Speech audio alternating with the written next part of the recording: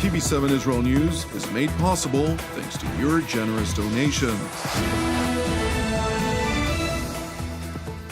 Shalom and good evening. This is TV7 Israel News broadcasting to you from Jerusalem. And in today's top stories, Israel's armed forces have concluded two separate military exercises last night with a declared intention of preparing for an all-out multi-front war. The standoff between Washington and Tehran continues to intensify as the Islamic Republic announces that it has shot down an American military drone, which, according to the regime's Revolutionary Guard, infiltrated Iran's airspace. Despite a growing number of direct attacks at American installations in the Middle East, the United States continues to insist that it is not seeking a military escalation with the Islamic Republic of Iran.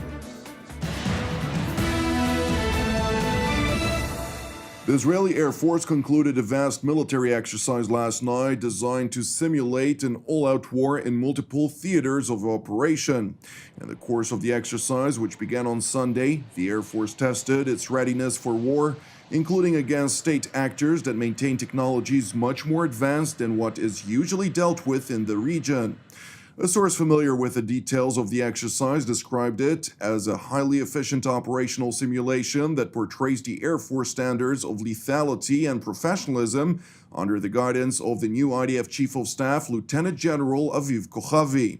Among others, the Israeli Air Force also simulated a scenario in which Israel was struck by thousands of incoming missiles, forcing it to adapt to extreme operational conditions in efforts to remain fully functional.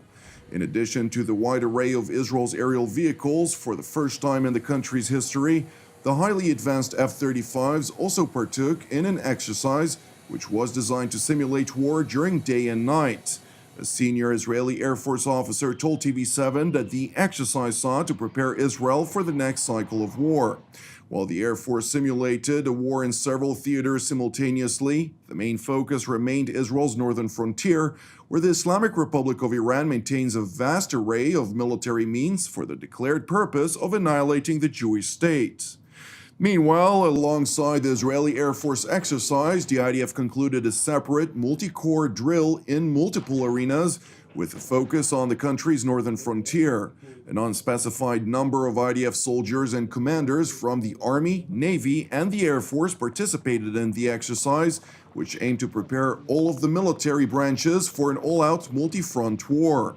Prime Minister Benjamin Netanyahu, alongside IDF Chief of Staff Aviv Kochavi, attended the last day of the exercise, during which the Israeli leader received an elaborate briefing from the IDF commanders and also took the time to speak to soldiers who participated in the drill. אני מסיים עכשיו סיור בתרגיל גדול מאוד של צה"ל בכמה זירות, תרגיל רב-זרועי, שאני מתרשם מאוד מהשיפור במוכנות, מרוח הלוחמים והמפקדים, ובעיקר מכוח ההשמדה של צה"ל. Prime Minister Netanyahu also used the opportunity to warn Israel's enemies from ever considering to target the Jewish state. אני שומע את השכנים שלנו מצפון, מדרום, ממזרח, מאיימים בהשמדתנו. אני אומר לאויבים שלנו, לצה"ל יש כוח השמד גדול מאוד, ואל תנסו אותנו.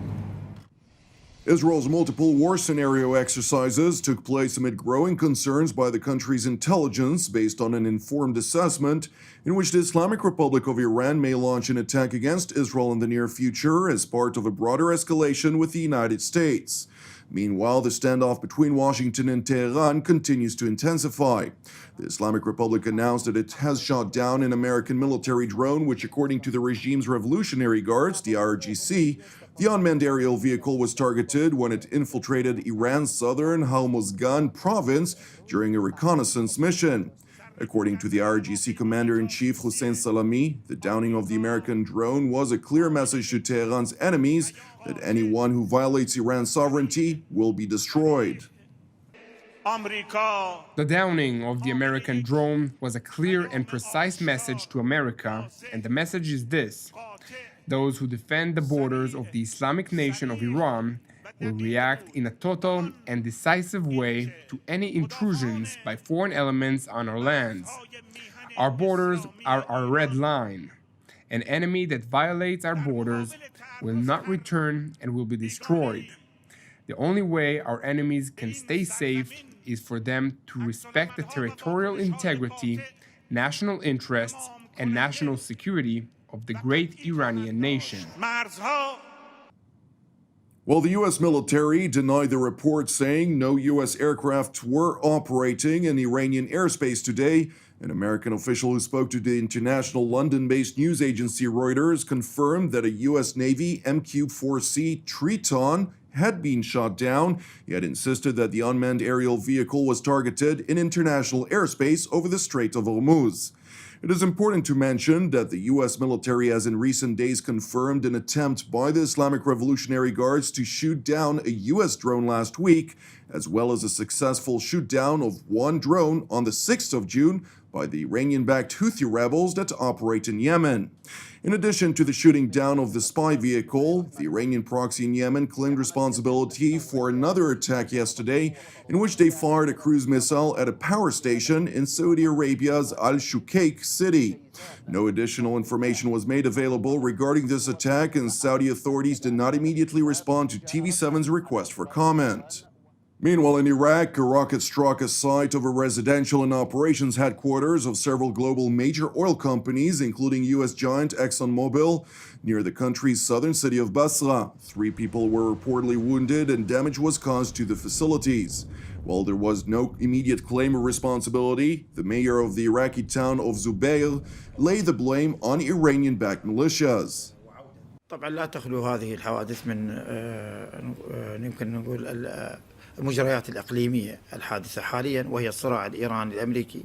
وللأسف هذه الحوادث طبعا وهذه الصراع بدأ طبعا ينزل إلى العراق، وهذا ما كانت تحذر منه الحكومة الاتحادية بأنه يجب أن تكون العراق بمنأى عن هذه الحوادث، ولكن بعض الجهات تستغل هذا الأمور وتحاول بعض الجهات المرتبطة بدول إقليمية تستغل هذه طبعا الموقف وتقوم بإطلاق الصواريخ على الشركات لجنسيات مختلفة أو جنسيات محددة قد تكون أمريكية لغرض إعطاء رسائل إقليمية وليست إعطاء رسائل محلية. Despite the growing number of direct attacks at American installations, the United States continues to insist that it is not seeking a military escalation with the Islamic Republic. No one should be uncertain about our desire for peace or our readiness to normalize relations, should we reach a comprehensive deal.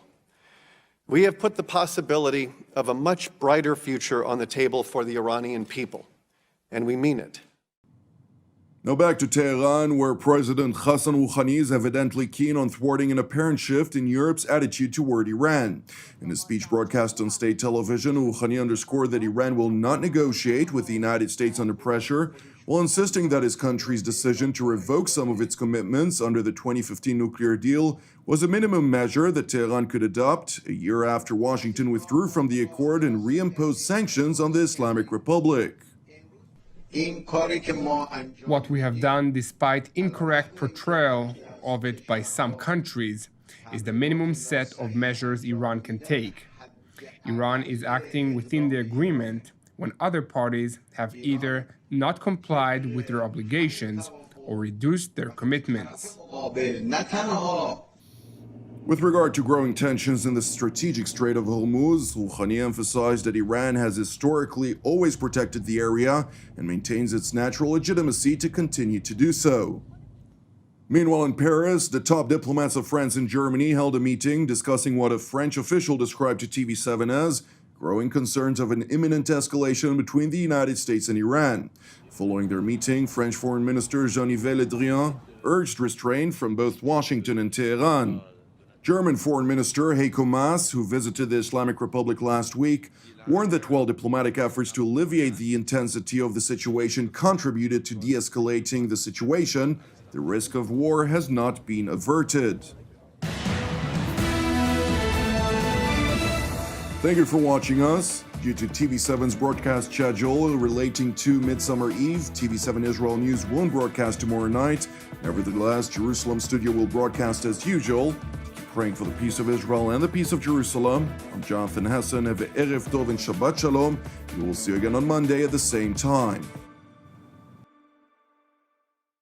Hi, this is Mayan Hessen from TV7 Israel News. Like our videos? Support our cause? Enjoy learning more about the region? Want constant updates about the Middle East? Then subscribe to the TV7 Israel News YouTube channel. Make sure to also turn on the notification bell with just one simple click of a button. After subscribing to our channel, a bell icon will appear under every one of our videos. You will find the notification bell right next to the subscribe button, and all you have to do is click on the bell icon, and make sure small sound bars appear above it. This way, you'll be alerted every time we upload a new video, and thus will never miss a thing. Stay tuned and thanks for watching.